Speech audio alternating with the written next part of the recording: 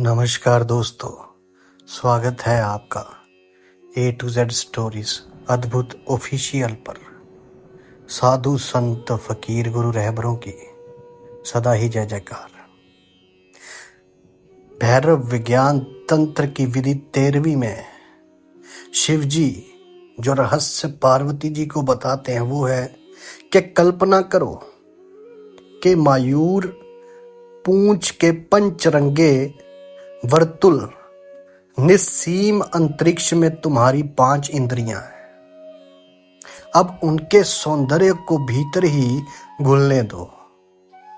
उसी प्रकार शून्य में या दीवार पर किसी बिंदु के साथ कल्पना करो जब तक कि वे बिंदु विलीन ना हो जाए, तब दूसरे के लिए तुम्हारी कामना सच हो जाती है।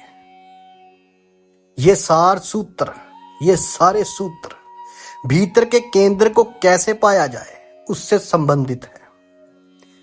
उसके लिए जो बुनियादी तरकीब, जो बुनियादी विधि काम में लाई गई है वे ये है कि तुम अगर बाहर कहीं भी मन में, हृदय में या बाहर की किसी दीवार में एक केंद्र बना सके और उस पर समग्रता से अपने अवधान को केंद्रित कर सके और उस बीच समूचे संसार को भूल सके और एक वही बिंदु तुम्हारी चेतना में रह जाए, तो तुम अचानक अपने आंतरिक केंद्र पर फेंक दिए जाओगे। ये कैसे काम करता है इसे समझें। शिव जी पार्वती जी से कह रहे हैं कि तुम्हारा मन एक भगोड़ा है, एक भागदौड़ है। यही वो कहना चाहते हैं। वे कभी एक बिंदु पर नहीं टिकता है। वे निरंतर कहीं जा रहा है, गति कर रहा है, पहुंच रहा है, लेकिन वे कभी भी एक बिंदु पर नहीं टिकता है। वे एक विचार से दूसरे विचार की ओर से भी और यात्रा करता है और वहां से और यात्रा करता है, लेकिन कभी वे आ पर नहीं टिकता है। आ से बे की ओर यात्रा करेगा, कभी भी आ पर नहीं टिकता है। कभी भी वे बे पर नहीं टिकता है। वे निरंतर गतिमान है। मन, ये याद रहे कि मन सदा चलायमान है। वे कहीं पहुंचने की आशा तो करता है लेकिन कहीं पहुंचता नहीं। वे पहुंच नहीं सकता। मन की संरचना ही गति में है। मन केवल गति करता है। वे मन का अंतर्भूत स्वभाव है। गति ही उसकी प्रक्रिया है। आ से बे को, बे से आ को, वे चलता ही जाता है। अगर तुम आ या बे या किसी बिंदु पर ठहर गए तो मन तुमसे संघर्ष करेगा। वे कहेगा कि आगे चलो, क्योंकि अगर तुम रुक गए मन तुरंत मर जाएगा। वे गति में रहकर ही जीता है। मन का अर्थ ही प्रक्रिया है। अगर तुमने गति नहीं की, तुम रुक गए, तो मन अचानक समाप्त हो जाएगा। वे नहीं बचेगा, केवल चेतना बचेगी। चेतना तुम्हारी स्वभाव है, मन तुम्हारा कर्म है। चलने जैसा इसे समझना कठिन है, क्योंकि हम समझते हैं कि मन कोई ठोस वास्तविक वस्तु है। वे नहीं है। मन महज एक क्रिया है। ये कहना बेहतर होगा कि ये मन नहीं मनन है। चलने की तरह ये एक प्रक्रिया है। चलना प्रक्रिया है। अगर तुम रुक जाओ तो चलना समाप्त हो जाएगा। तुम तब नहीं कह सकते कि चलना बैठना है। तुम रुक जाओ तो चलना समाप्त है। जरा समझे। तुम रुक जाओगे तो चलना कहां होगा?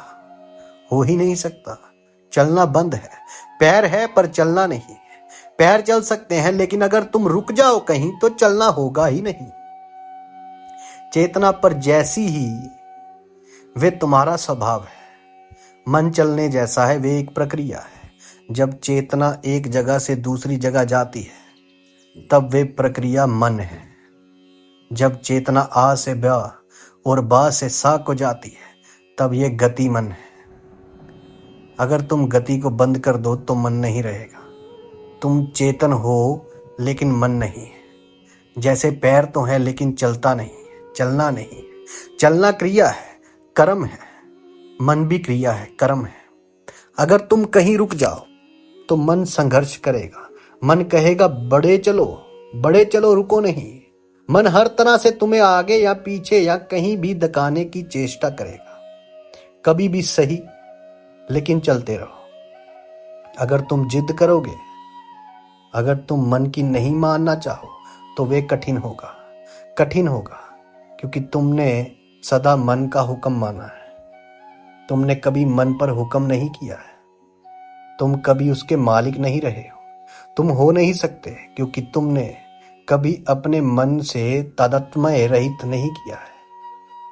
तुम सोचते हो कि तुम मन ही हो, ये भूल कि तुम मन ही हो।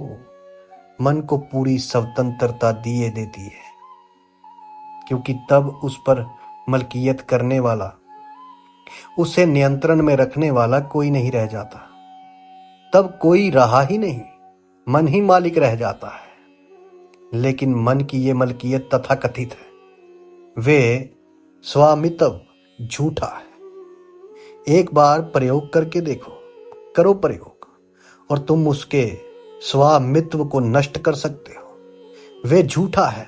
मन महज गुलाम है जो मालिक होने का दावा करता है, लेकिन उसकी ये दावेदारी इतनी पुरानी है, इतने जन्मों से है, कि वे अपने को मालिक मानने लगा है। गुलाम मालिक हो गया है। जो गुलाम था वो मालिक हो गया है, जो मालिक था वो गुलाम हो गया है। वे महज विश्वास है, धारणा है। तुम उसके विपरीत प्रयोग करके देखो और तुम्हें पता चलेगा कि ये धारणा सर्वथा निरादर थी। यही पहला सूत्र कहता है कि कल्पना करो। शिव जी कहते हैं कि कल्पना करो कि मोर की पूंछ के पंचरंगे वर्तुल निस्सीम अंतरिक्ष में तुम्हारी 5 इंद्रियां हैं। अब उनके सौंदर्य को भीतर ही घुलने दो। भाव करो कि तुम्हारी 5 इंद्रियां 5 रंग हैं, और वे 5 रंग समस्त अंतरिक्ष को भर रहे हैं। सिर्फ कल्पना करो कि तुम्हारी 5 इंद्रियां 5 रंग हैं, सुंदर सुंदर रंग, सजीव रंग, और वे अनंत आकाश में फैले रेनबो की तरह। और तब उन रंगों के बीच भ्रमण करो, उनके बीच गति करो, और भाव करो कि तुम्हारे भीतर एक केंद्र है जहां ये रंग मिलते हैं। ये मात्र कल्पना है, लेकिन ये सहयोगी है। भाव करो कि ये 5 रंग तुम्हारे भीतर प्रवेश कर रहे हैं और किसी बिंदु पर मिल रहे हैं। ये 5 रंग सच ही किसी बिंदु पर मिलेंगे और सारा जगत विलीन हो जाएगा। तुम्हारी कल्पना में 5 ही रंग हैं, और तुम्हारी कल्पना के रंग आकाश को भर देंगे। तुम्हारे भीतर गहरे उतर जाएंगे, किसी बिंदु पर मिल जाएंगे। किसी भी बिंदु से काम चलेगा, लेकिन हारा बेहतर रहेगा। भाव करो कि सारा जगत रंग ही रंग हो गया है, और वे रंग तुम्हारे नाभि केंद्र पर, तुम्हारे हरा केंद्र बिंदु पर मिल रहे हैं। उस बिंदु को देखो, उस बिंदु पर अवधान को एकाग्र करो, और तब एकाग्र करो, तब तो वे बिंदु विलीन ना हो। तब तक करो कि वे विलीन ना हो। वे विलीन हो जाता है, क्योंकि वे भी कल्पना है। याद रहे कि जो कुछ भी हमने किया है सब कल्पना है। अगर तुम उस पर एकाग्र हो जाओ, तो तुम अपने केंद्र पर स्थिर हो जाओगे। तब संसार विलीन हो जाएगा, तुम्हारे लिए संसार रहेगा ही नहीं। इस ध्यान में केवल रंग है। तुम समूचे संसार को भूल गए हो, तुम सारे विषयों को भूल गए हो। तुमने केवल 5 रंग चुने। कोई 5 रंग चुन लो। ये ध्यान उन लोगों के लिए है जिनकी दृष्टि पैनी है, जिनकी रंग की संवेदना गहरी है। ये सबके लिए नहीं है। ये उन्हीं लोगों के लिए सहयोगी है जिसके पास चित्रकार की नजर हो। यदि तुम्हें हरे रंग 1000 हरे नजर नहीं आते, तो तुम भूल जाओ इस ध्यान को और आगे बढ़ो। ये काम उनके काम का है जो चित्रकार की पेन निगाह है, और वो निगाह रखते हैं। जो आदमी रंग के प्रति संवेदनशील है, उसको तुम कहो कि समूचे आकाश के रंग से भरा होने की कल्पना करो, तो वे ये कल्पना कर ही नहीं पाएगा। वे यदि कल्पना करने की कोशिश भी करेगा वे लाल रंग की ही सोचेगा, तो लाल शब्द को देखेगा लेकिन उसे कल्पना में लाल रंग दिखाई नहीं पड़ेगा। वे हरा शब्द तो कहेगा, शब्द भी वहां होगा लेकिन हरियाली वहां नहीं होगी। तो तुम अगर रंग के प्रति संवेदनशील हो तो इस विधि का प्रयोग करो। 5 रंग है, समूचा जगत 5 रंग है और वे रंग तुम में मिल रहे हैं। तुम्हारे भीतर कहीं गहरे में वे 5 रंग मिल रहे हैं। उस बिंदु पर चित्त को एकाग्र करो और एकाग्र करो, उससे हटो नहीं, उस पर डटे रहो। मन को मत आने दो। रंगों के संबंध में हरे, लाल और पीले रंगों के बारे में विचार मत करो, सोचो ही मत, बस उन्हें अपने भीतर मिलते हुए देखो, उनके बारे में विचार मत करो। अगर तुम विचार करोगे तो मन प्रवेश कर जाएगा। सिर्फ रंगों के भर जाओ, उन रंगों को अपने भीतर मिलने दो और तब उस मिलन बिंदु पर अवधान को केंद्रित करो। सोचो मत। एकाग्रता सोचना नहीं है, विचारना नहीं है, मनन नहीं है। तुम अगर सचमुच रंगों से भर जाओ और तुम एक इंद्रधनुष, एक मोर ही बन जाओ, इसे समझो, और तुम्हारा आकाश रंग में हो जाए, तो उसमें तुम्हें एक सौंदर्य बोध होगा, गहरा गहरा सौंदर्य बोध। लेकिन उसके संबंध में विचार मत करो। ये मत कहो कि ये सुंदर है। विचारना में मत चले जाओ।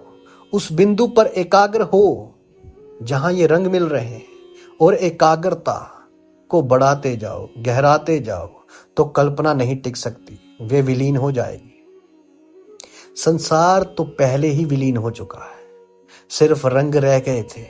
वे रंग तुम्हारी कल्पना थे और वे काल्पनिक रंग एक बिंदु पर मिल रहे हैं। वे बिंदु भी काल्पनिक थी।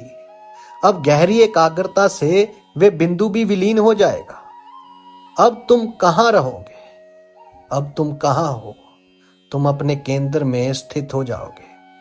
इसलिए यह सूत्र कहता है कि शून्य में या दीवार में किसी बिंदु पर यह सहयोगी होगा। अगर तुम रंगों की कल्पना नहीं कर सकते तो दीवार पर किसी बिंदु से काम चलेगा। कोई भी चीज एकाग्रता के विषय के रूप में ले लो। अगर वे आंतरिक हो, अंतस का हो तो बेहतर। लेकिन फिर 2 तरह के व्यक्तित्व होते हैं। जो लोग अंतर्मुखी हैं उनके लिए उनके भीतर ही सब रंगों के मिलन की धारणा आसान है। लेकिन जो बाहरमुखी हैं वे भीतर की धारणा नहीं बना सकते, वे बाहर की ही कल्पना कर सकते हैं। उनकी चित्त बाहर ही यात्रा करता है, वे भीतर नहीं गति कर सकते। उनके भीतर कोई आंतरिकता नहीं है।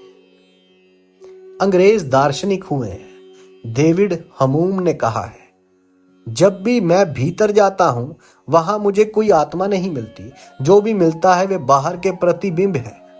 कोई विचार, कोई भाव, कभी किसी आंतरिकता का दर्शन नहीं होता। सदा बाहरी जगत की वहां प्रतिबिंबित मिलता है। यह श्रेष्ठतम बाहरमुखी चित्त है और डेविड ह्यूम सर्वाधिक बाहरमुखी चित्त वालों में से एक है। इसलिए अगर तुम्हें भी कुछ धारणा के लिए ना मिले और तुम्हारा मन पूछे कि यह आंतरिकता क्या है, तो अच्छा है कि दीवार पर किसी बिंदु का प्रयोग कर लो। लोग अक्सर पूछते हैं कि आखिर भीतर कैसे जाया जाए। उनके लिए से ये समस्या है, क्योंकि अगर तुम बाहिर्गामिता ही जानते हो, तुम बाहरमुखी हो, तुम्हें अगर बाहर बाहर गति करना ही आता है, तो तुम्हारे लिए भीतर जाना कठिन होगा। अगर तुम बाहरमुखी हो तो भीतर इस बिंदु का प्रयोग मत करो, उसे बाहर करो। दीवार पर बिंदु बनाओ और उस पर चित्त को एकाग्र करो, लेकिन तब खुली आंख से एकाग्रता साधनी होगी। अगर तुम भीतर केंद्र बनाते हो तो बंद आंखों से एकाग्रता साधनी है। दीवार पर बिंदु बनाओ और उस पर एकाग्र हो जाओ। असली बात एकाग्रता के कारण ही घटती है, जिससे आनंद होगा, बिंदु के कारण नहीं। बाहर है या भीतर एक प्रासंगिक नहीं है, यह तुम पर निर्भर करता है। अगर दीवार पर देख रहे हो, एकाग्र हो रहे हो, तो तब तक एकाग्रता साधो जब तक वे बिंदु विलीन ना हो जाए। इस बात को ख्याल में रख लो, जब तक बिंदु विलीन ना हो जाए।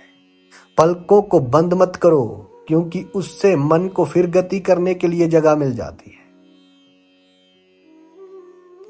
इसलिए अपलक देखते रहो, आप पलक देखते रहो, क्योंकि पलक के गिरने से मन विचार में संलग्न हो जाता है। पलक के गिराने से अंतराल पैदा होता है और एकाग्रता नष्ट हो जाती है। इसलिए पलक झपकाना नहीं। तुमने बोधि धर्म के विषय में सुना होगा। मनुष्य के पूरे इतिहास में जो बड़े ध्यानी हुए हैं, वे उनमें से एक था। उसके संबंध में एक प्रीतिकर कथा कही जाती है। वे बाहर की किसी वस्तु पर ध्यान कर रहा था। उसकी आंखें झपक जाती है और ध्यान टूट टूट जाता है। तो उसने अपनी पलकों को उखाड़ कर फेंक दिया। बहुत सुंदर कथा है कि उसने अपनी पलकों को उखाड़ कर ही फेंक दिया और फिर ध्यान करना शुरू किया। कुछ हफ्तों के बाद उसने देखा कि जहां उसकी पलकें गिरी थी, उस स्थान पर कोई पौधे उग गए हैं। यह घटना चीन के एक पहाड़ पर घटित हुई थी। उस पहाड़ का नाम टा था, इसलिए जो पौधे वहां उग आए थे उनका नाम टी पड़ा। और यही कारण है कि चाय जागरण में सहयोगी होती है। इसलिए जब तुम्हारी पलकें झपकने लगे तो तुम नींद में उतरने लगो, तो एक प्याली चाय पी लो। वे बोधि धर्म की पलकें हैं। इसी वजह से जैन संत चाय को पवित्र मानते हैं। चाय क्यों? चाय कोई मामूली चीज नहीं, वे पवित्र है। बोधि धर्म की आंख की पलक है। जापान में तो चायोत्सव करते हैं। वहां प्रत्येक परिवार में एक चाय घर होता है, जहां धार्मिक अनुष्ठान के साथ चाय पी जाती है। यह पवित्र है और बहुत ही ध्यानपूर्ण मुद्रा में चाय पी जाती है। जापान ने चाय के इर्द गिर्द बड़े सुंदर अनुष्ठान निर्मित किए हैं। वे चाय घर में ऐसे प्रवेश करते हैं जैसे कि वे किसी मंदिर में प्रवेश करते हो। तब चाय तैयार की जाएगी और हर एक व्यक्ति मौन होकर बैठेगा और सोमवार को उबलते स्वर को सुनेगा। उबलती चाय का, उसके वाशप का गीत सब सुनेंगे। वे कोई अदना वस्तु नहीं है, बोधि धर्म की आंख की पलक है। और चूंकि बोधि धर्म खुली आंखों से जागने की कोशिश में लगा था, इसलिए चाय सहयोगी है। और चूंकि यह कथा टा पर्वत पर घटित हुई, इसलिए वे टी कहलाती है। सच हो या ना हो, ये कहानी सुंदर है। अगर तुम बाहर एकाग्रता साध रहे हो तो पलक देखना जरूरी है। पलकों के बिना समझो कि तुम्हारी पलकें नहीं है। पलकों को उखाड़ फेंकने का यही अर्थ है।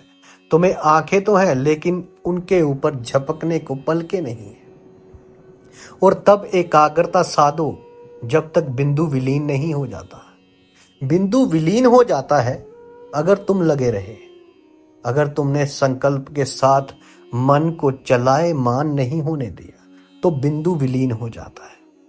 अगर तुम उस बिंदु पर एकाग्र थे और तुम्हारे लिए संसार में इस बिंदु के अलावा कुछ भी नहीं था, अगर सारा संसार पहले ही विलीन हो चुका था और वही बिंदु बचा था, और तुम देखोगे कि ये बिंदु भी विदा हो गया, तो अब चेतना कहीं और गति नहीं कर सकती। उसके लिए जाने को कहीं ना रहा। सारे आयाम बंद हो गए। अब चित्त अपने ऊपर फेंक दिया जाता है। अब चेतना अपने आप में लौट आती है और तब तुम केंद्र में प्रविष्ट हो गए। तो चाहे भीतर हो या बाहर, तब तक एकाग्रता साधो जब तक बिंदु विसर्जित नहीं होता। यह बिंदु दो कारणों से विसर्जित होगा। अगर वे भीतर है तो काल्पनिक है और इसलिए विलीन हो जाएगा, और अगर ये बाहर है तो वे काल्पनिक नहीं, असली है। तुमने दीवार पर बिंदु बनाया है और उस पर अवधान को एकाग्र किया है, तो ये बिंदु क्यों विलीन होगा?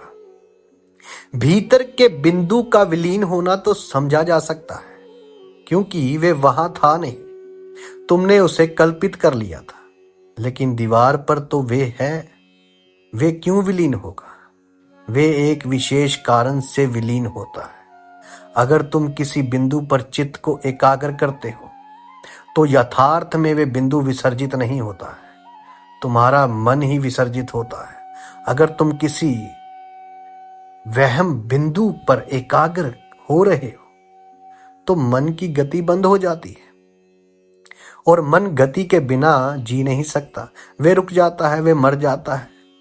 और जब मन रुक जाता है, तुम बाहर की किसी भी चीज के साथ संबंधित नहीं हो सकते हो। तब अचानक सभी सेतु टूट जाते हैं, क्योंकि मन ही तो सेतु है। जब तुम दीवार पर किसी बिंदु पर मन को एकाग्र कर रहे हो तो तुम्हारा मन क्या करता है? वे निरंतर तुमसे बिंदु तक और बिंदु से तुम तक उछल कूद करता रहता है। एक सतत उछल कूद की प्रक्रिया चलती है। जब मन विचलित होता है तो तुम बिंदु को नहीं देख सकते, क्योंकि तुम उछल कूद करते रहते हो। यथार्थ आंख में से नहीं, मन से, और आंख से बिंदु को देखते हो। अगर मन वहां ना रहे तो आंखें काम नहीं कर सकती। तुम दीवार को घूरते रह सकते हो, लेकिन बिंदु नहीं दिखाई पड़ेगा, क्योंकि मन ना रहा, सेतु टूट गया। बिंदु तो सच है, वे है। इसलिए जब मन लौट आएगा तो फिर उसे तुम देख सकोगे, लेकिन अभी नहीं देख सकते। अभी तुम बाहर गति नहीं कर सकते। अचानक तुम अपने केंद्र पर हो। ये केंद्र स्थिता तुम्हें तुम्हारे अस्तित्वगत आधार के प्रति जागरूक बना देगी। तब तुम जानोगे कि कहां से तुम अस्तित्व के साथ संयुक्त हो, जुड़े हो। तुम्हारे भीतर ही वे बिंदु है जो समस्त अस्तित्व के साथ जुड़ा हुआ है, जो उसके साथ एक है। और जब एक बार इस केंद्र को जान गए तो तुम घर आ गए। तब ये संसार परदेश नहीं रहा और तुम परदेसी नहीं रहे। तब जान गए तो तुम घर आ गए। तब तुम संसार के हो गए। तब किसी संघर्ष की, किसी लड़ाई की आवश्यकता नहीं रही। तब तुम्हारे और अस्तित्व के बीच शत्रुता नहीं रही। अस्तित्व ही तुम्हारी मां हो गई। ये अस्तित्व ही है जो तुम्हारे भीतर प्रविष्ट हुआ और बोध पूर्ण हुआ है। ये अस्तित्व ही है जो तुम्हारे भीतर प्रस्फुटित हुआ है। ये अनुभूति, ये प्रतीति, ये घटना, और फिर दुख नहीं रहेगा। दुख समाप्त हो जाएगा। तब आनंद कोई घटना नहीं है, ऐसी घटना जो आती है और चली जाती है। तब आनंद तुम्हारा स्वभाव है। जब कोई अपने केंद्र में स्थित होता है तो आनंद स्वाभाविक है। तब कोई आनंद पूर्ण हो जाता है। फिर धीरे धीरे उसे ये बोध भी हो जाता रहता है कि वे आनंद पूर्ण है, क्योंकि बोध के लिए विपरीत का होना जरूरी है। अगर तुम दुखी हो तो आनंदित होने पर तुम्हें आनंद की अनुभूति होगी ही होगी। लेकिन जब तुम दुखी नहीं हो तो धीरे धीरे तुम दुख को पूरी तरह भूल जाते हो। और जब तुम अपने आनंद को भी भूल जाते हो, और जब तुम अपने आनंद को भी भूल जाते हो, तभी तुम सच में आनंदित हो। तब वे स्वाभाविक है। जैसे तारे चमकते हैं, नदियां बहती है, वैसे ही तुम आनंद पूर्ण हो। तुम्हारा होना ही आनंदमय है। तब ये घटना नहीं है, तब तुम ही आनंद हो। तुम स्वयं आनंद हो गए हो। साधु संत फकीर गुरु रहबरों की सदा ही जय जयकार। जल्दी मिलते हैं एक नई वीडियो के साथ। तब तक के लिए आप सबके भीतर बसे उस परमात्मा को मेरा प्रणाम।